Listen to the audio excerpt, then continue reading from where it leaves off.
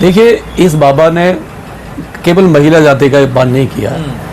इसकी जो कथा में कौन लोग आते हैं, एक हिंदू लोग आते हैं, नहीं है, हिंदू महिलाएं आती हैं, और वो महिलाएं आती हैं जिनको संविधान में डॉक्टर बाबा साहब ने बराबर का अधिकार दिया, नहीं, पूरे सम्मान का अधिकार दिया हिंदू कोड बिल के अंदर। और जिस तरीके से उस बाबा ने बयान दिया अनुराधाचार्य ने कि 25 साल तक महिलाएं जब हो जाती हैं तो वो 4 बार कहीं पे मुंह मार लेती हैं। इसका क्या मतलब होता है? 4 बार का मतलब आता है कि 4 बार वो कहीं पे जाके अपना कर लेती हैं, 4 अपने बॉयफ्रेंड बनाती हैं। तो सबसे बड़ी व्यवस्था है जो हिंदू लोग हैं, जो उसमें सत्संग में जाते हैं, जो उसके ये सुनते हैं, विचार सुनते हैं, तो साइलेंस क्यों है? एक सवाल है पूरे देश की आवाम पे, जो देश की महिलाएं हैं, चाहे वो लड़कियां हैं, महिलाएं हैं, या कहीं भी डिपार्टमेंट में बैठी हुई हैं, चाहे वो पॉलिटिशियन हो, एक सवाल छोड़ दिया है, क्या उस बाबा के खिलाफ नहीं वो रोड पे आएंगे? कब आएंगे? क्या बाबा के खिलाफ वो एफआईआर कब कराएंगे? क्या बाबा के खिलाफ? एक सवाल है। और एक जो वुमेन सेल है, जो हमारे देश में एक वुमेन सेल है जो सरकार की बनी होती है, महिला आयोग है, उस महिला आयोग वो साइलेंस क्यों है? क्योंकि कहीं ना कहीं महिला आयोग की भी बेटियां हैं, नहीं, जो मंत्री है, जो बीजेपी में जितनी भी सरकार में बैठी हुई है, जो मिनिस्टर है, जो महिलाएं सांसद है, पार्लियामेंट में जितनी भी महिलाएं सांसद है, उनकी अपनी बेटियां हैं। अगर वो इस मुद्दे पे नहीं बोल रही है तो क्या ये मान लिया जाए कि वो पूरी सांसद, महिला आयोग और जितने भी संगठन है, सामाजिक संगठन हैं, जो महिलाएं सामाजिक संगठन चला रही हैं इस देश में महिलाओं के उत्थान के लिए, नारी शक्ति को एक मतलब ऊपर लाने के लिए, क्या ये मान लिया जाए कि जो अनुराधाचार्य कह रहे हैं वो सही है? अगर वो साइलेंस है, अगर वो रोड पर नहीं आती हैं, बाबा के खिलाफ सख्त कार्रवाई की सरकार से मांग नहीं करती हैं, तो ये समाज ये कहाँ जा रहा है, देश कहाँ जा रहा है? या नारी की जिसकी हम बात कर रहे हैं, आप देखो पार्लियामेंट में सरकार 33% का रिजर्वेशन लेके आती है। तो क्या बाबा चाहते हैं बाल विवाह शुरू हो जाए, बाल अवस्था में विवाह हो जाए, 12-13 साल लड़की की शादी? जिस तरीके से बाबा का ये आ रहा है, बहुत सारे बाबाओं का आ रहा है कि देश मनुष्य में चलना चाहिए, संविधान को नहीं मानते, और जिस तरीके से इस बाबा ने, और इससे पहले जो एक और दूसरे थे, जो मतलब धीरेन्द्र शास्त्री ने कहा कि जिस महिला के गले में मंगलसूत्र नहीं है, मांग में सिंदूर नहीं है, मान लिया जाए उस प्लॉट की रजिस्ट्री नहीं है और वो प्लॉट खाली है, ये उन्होंने कहा। और जिस देश में इतनी महिलाएं तार्किक हो, नहीं है, इतनी विद्वान महिलाएं हैं, डॉक्टर हैं, साइंटिस्ट हैं, इंजीनियर है, नहीं, चीफ जज भी रही है, और वकील हैं, बड़ी बड़ी नहीं अधिकारी है, बैंक की मैनेजर है, बैंक की मतलब इतनी बड़ी वो है, पोस्ट पर बैठी हुई हैं, हर डिपार्टमेंट में महिलाएं हैं। तो सवाल ये है कि वो महिलाएं शांत क्यों बैठी हैं?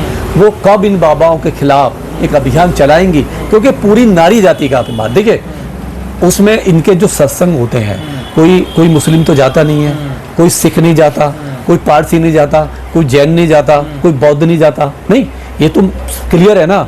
वहाँ कौन जाता है? वहाँ केवल हिंदू जाते हैं, अपर कास्ट जाते हैं, लोअर ओबीसी जाती है, SC ST भी जाते हैं। तो जब वो उन महिलाओं को ये कह रहा है, सीधा सीधा उनकी बेटियों को कह रहा है, और जो बेटियां उसका प्रवचन सुनती है, तो बेटियों की आत्मा कैसे मर जाती है?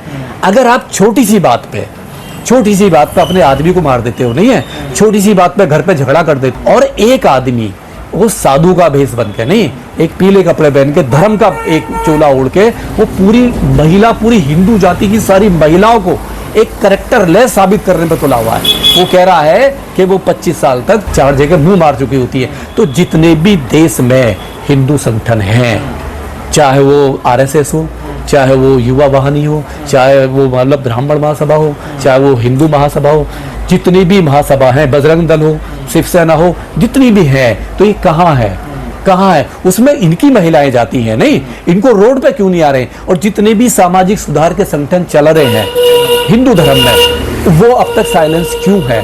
क्या वो बाबा का समर्थन कर रहे हैं? अगर वो साइलेंस है, रोड पे नहीं आएंगे, तो ये मान लिया जाएगा कि कहीं ना कहीं वो बाबा का समर्थन कर रहे हैं, और अपनी बेटियों को वो रक्षा नहीं कर पा रहे। क्योंकि आज देखिए, तो क्या ये बाबा तो भारतीय संस्कृति की दुहाई देते हैं, तो भारतीय संस्कृति में यही होता है क्या? आज पहले होता था, संविधान लागू से पहले ये सब होता था, लेकिन आज क्या किसी ब्राह्मण, कोई ठाकुर, कोई गुर्जर, कोई जाट, कोई ओबीसी, एससी, एसटी कोई इसे कबूल करेगा? नहीं, वो बात पहले थी। संविधान लागू हो गया, संविधान में डॉक्टर BR अम्बेडकर बाबा साहब ने हिंदू कोड बिल के जरिए सबको, सारी महिलाओं को समानता का अधिकार दे दिया, बराबर का अधिकार दे दिया। नहीं, वो हर क्षेत्र में जा सकती हैं, हर क्षेत्र में, और वो है आज। और संविधान, देश हमारा मजबूत है, देश मजबूत है बाबा साहब के सुंदर संविधान की वजह से, ना कि ऐसे बाबाओं की। ये ऐसे बाबा इस देश को कमजोर करने पे तुले हुए। और हमारी सरकार, जो हमारी राष्ट्रपति बैठी हुई है महामहिम, वो भी महिलाएं हैं, उनकी भी बेटी होंगी, नहीं, उनकी भी अपनी बेटी होगी। ये सवाल है व्यवस्था पे, और देश की संसद पे सवाल है। ये जितनी भी पार्टियां हैं, मैं कह रहा हूँ एक्स वाई, चाहे राहुल गांधी हो, चाहे अखिलेश हो, चाहे विपक्ष हो, चाहे पार्टी के साथ, जितनी भी सरकार के साथ पार्टियां हैं, ये उनके ऊपर भी सवाल है कि जिम्मेदारी उनकी भी बनती है। जब आप महिलाओं की सशक्तिकरण की बात करो, नारी शक्तिकरण की बात करते हो, तो आप साइलेंस कैसे बैठ सकते हो? आपको उस बाबा के खिलाफ खुद पार्लियामेंट में आवाज उठानी चाहिए, बिल लेकर आना चाहिए, और उसको की सजा की डिमांड करना चाहिए, क्योंकि बेटी तो आपके यहाँ भी है।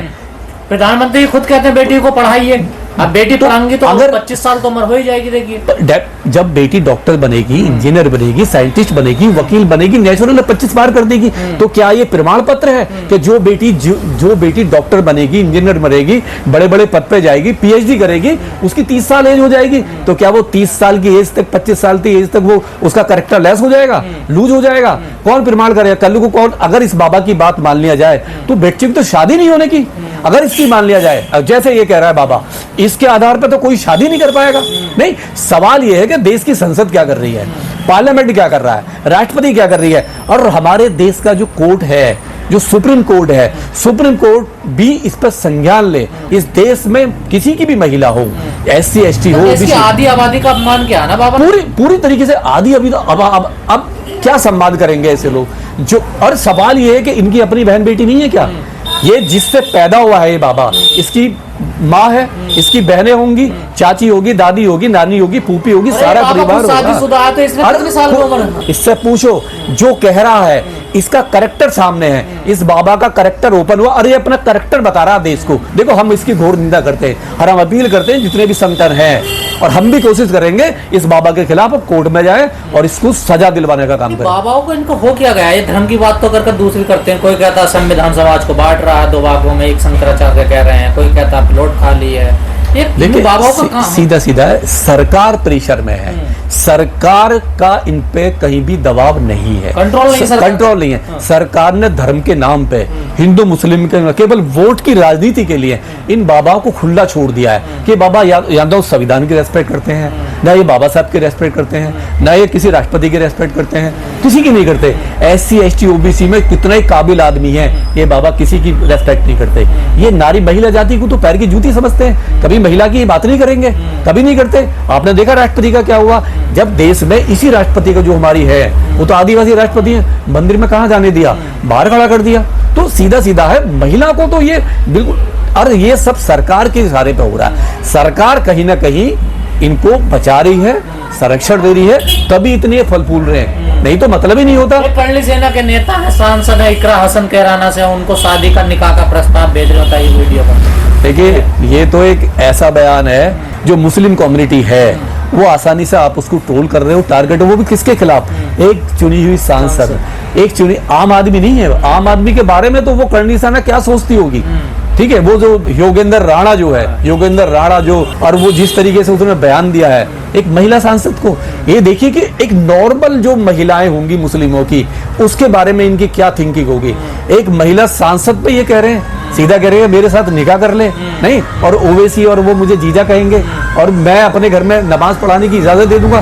तो कहाँ जा रहा है ये देश? आप देखा होगा कि पार्लियामेंट में जो बयान दिया था विदुड़ी ने, कटवे मुल्ला बोला था, नहीं है, यही कहा था ना, एक मुसलमान, किसी और को तो नहीं कहा था। और कितने सारे स्टेटमेंट आए कि देश के गद्दारों को, गोली मारे सालों को नाम ले लेके बोला मंत्रियों ने। तो क्या है ये इसकी तो घोर निंदा होनी चाहिए, और पूरा मुस्लिम समाज, और हम अपील करते हैं सरकार से, मैं सुंदर हूँ, मैं कह रहा हूँ, हम जो राजपूत समाज सारा खराब नहीं है, अब हर बार कहते हैं, या राजपूत समाज में भी कुछ ऐसे तार्किक, ऐसे अच्छे लोग हैं जो इस बात को कभी भी कबूल नहीं करेंगे, और राजपूत समाज को रोड पे आना चाहिए, नहीं उस आना चाहिए को देश को बचाना है। अगर हम हिंदू मुस्लिम देश को बांट देंगे, देश को तोड़ देंगे, देश कमजोर हो जाएगा, क्योंकि देश तो सबका है, देश हिंदू का भी इतना ही है, मुस्लिम का भी इतना ही मुस्लिम इसलिए टारगेट कर रहे हैं? केवल मुस्लिम के लिए, और राजनीति है, देखिए ये घटिया राजनीति के लिए, सरकार को खुश करने के लिए।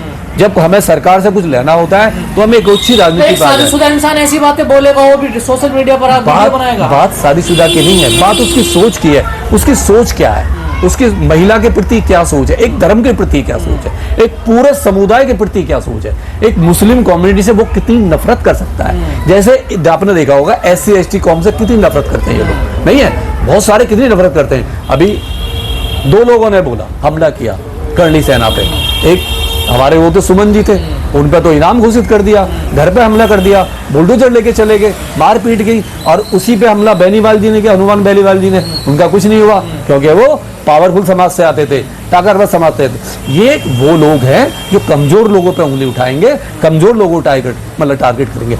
और देखिए महिला आयोग है देश में, महिला आयोग है जो महिलाओं का देखती है, और सांसद पे अगर कोई इस तरीके से भद्दी टिप्पणी कर रहा है तो महिला आयोग को स्वतः संज्ञान लेना चाहिए, दिखा देना चाहिए कि महिला आयोग किसी की गुलाम नहीं है, नहीं वो अपने सांसदों की और महिलाओं की रक्षा के लिए महिलाओं क्यों बना हुआ है। सरकार का तो प्राथमिकता है महिलाओं के सम्मान में, बेटी पढ़ाओ बेटी बचाओ, फिर ऐसा क्यों हो रहा है? देखिए सबसे बड़ी बात है जो नारा मोदी साहब ने दिया, नहीं उस नारे के साथ सरकार कहीं ना कहीं खड़ी नहीं दिखाई दे रही है। मणिपुर पूरा जला, महिलाओं को नंगा करके घुमाया, आज दिन महिलाओं के रेप हो रहे, नहीं है जहां भी सरकार, यही नहीं चाहे वो कांग्रेस की भी सरकार हो, अदर स्टेट में भी हो, वहां भी हो रहा है महिलाओं के साथ में। तो सरकार जब तक रोल मॉडल नहीं बनेगी ऐसे लोगों को, ऐसे जो योगेंद्र राणा जैसे जो लोग हैं या अनिरुद्धाचार्य जैसे लोग हैं, जब तक इनको फांसी की डिमांड नहीं करेगी, इनको आजीवन कारावास की बात नहीं करेगी, तब तक ऐसे लोग ऊपर आते रहेंगे और ये कहीं ना कहीं महिलाओं को नीचे दिखाते रहेंगे।